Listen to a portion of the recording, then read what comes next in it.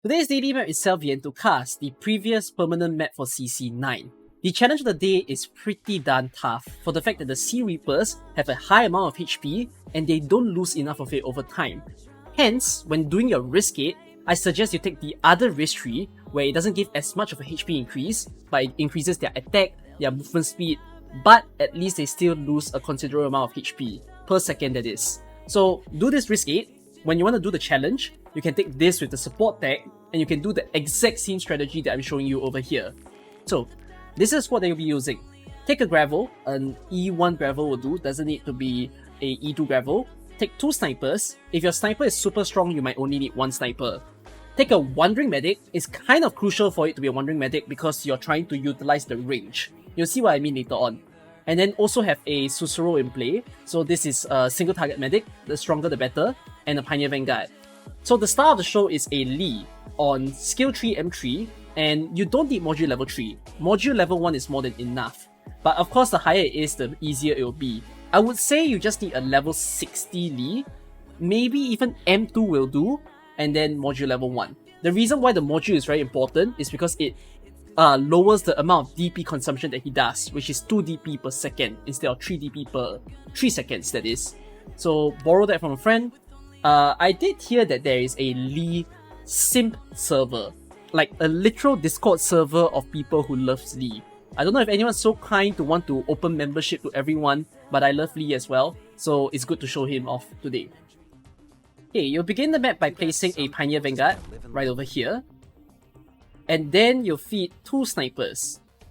So 1 sniper, and then the other one. So the sniper will focus on the right side eggs.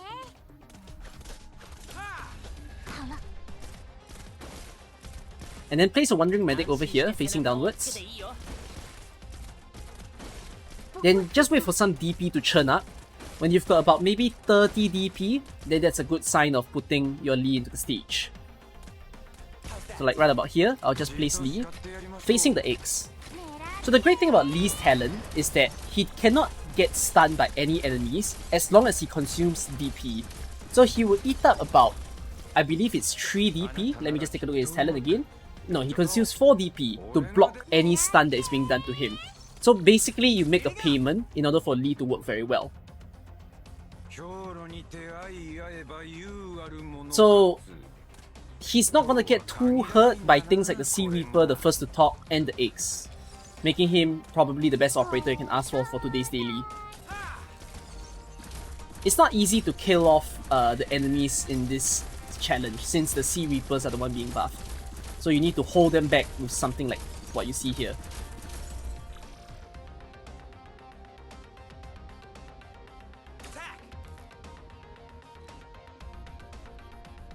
Okay.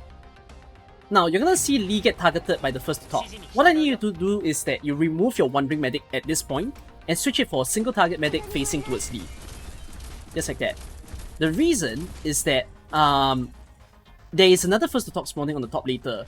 So you don't want your wandering medic to get attacked by that first to talk.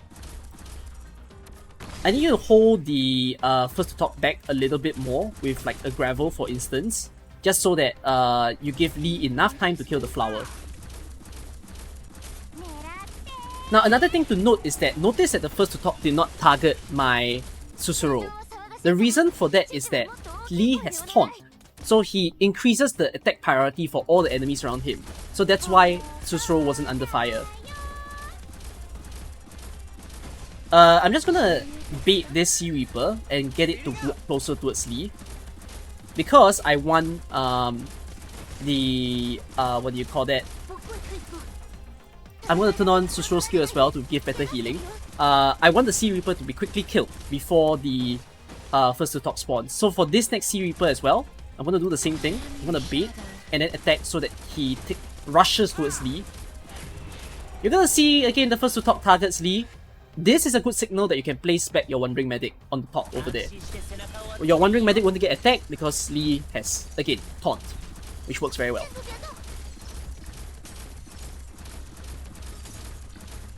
And also, the great thing about his skill tree is that he's pushing back a lot of the enemies.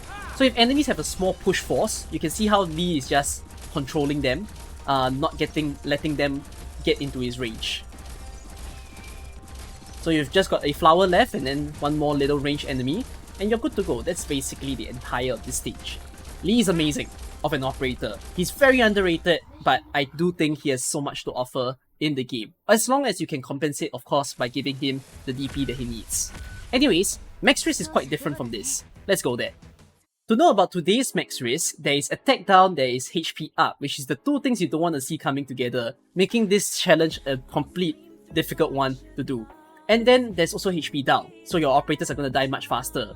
I don't want to do the challenge together with the risk 15 because it's really difficult. It's to the point where I feel like this can be harder than risk 18 of CC9.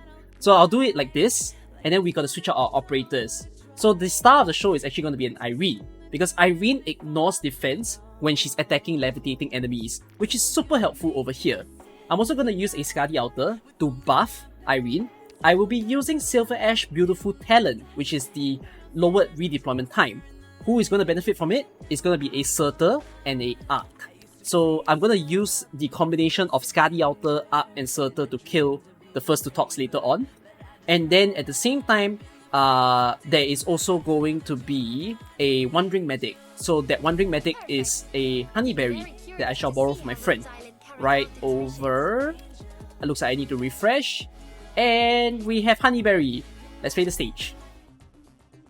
So I'll wait for enough DP to be in my stash, and I'm going to be placing in Irene. The great thing about Irene as well is that while the eggs are levitating, they actually don't deal sanity damage, which is really good.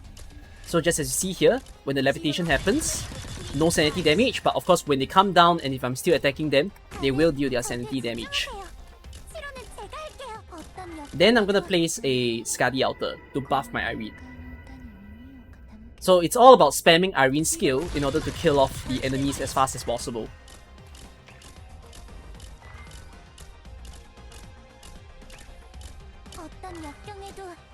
Alright, just give it a little bit of time. Blast it off again.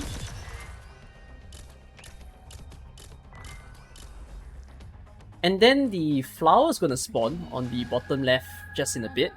And I'm gonna bait the first flower with an arc. So I'll make him fly forward into the face of Irene. So I'm just gonna put him a little closer to the front. I'm just waiting for this guy to go off. Boom. Alright, so he's running. Let's levitate, and that will deal a fair amount of damage. Then I'm gonna place a Surtur right over here. And we're gonna have a arc buffing Surtur moment. So just as you see, arc buff Surtur. Let's place a Skadi Outer, and then I'll remove Arc. And this will just take out the first to top right about enough. Once done, I'll retreat Surtur. I'll do that, if not, I'll be in trouble later. And then let's levitate them again. And then it's all settled. Very nice. I'm gonna place a Silver Ash into the stage. So this is gonna just help me to deal some damage towards the eggs first. I don't want to do too much though, so I'll be very wary as to the amount that I'm putting forth right over here. Okay, let's levitate the enemies again. I'm gonna place Arc in the stage along with a Surtur. Okay, Silver Ash is done. I'm just gonna retreat him. So let's buff Surtur once again with an Arc with her skill on, and then also the Skadi Outer buff, and then the first to top on the top is gone. Beautiful. Let's explode with Irene's skill again.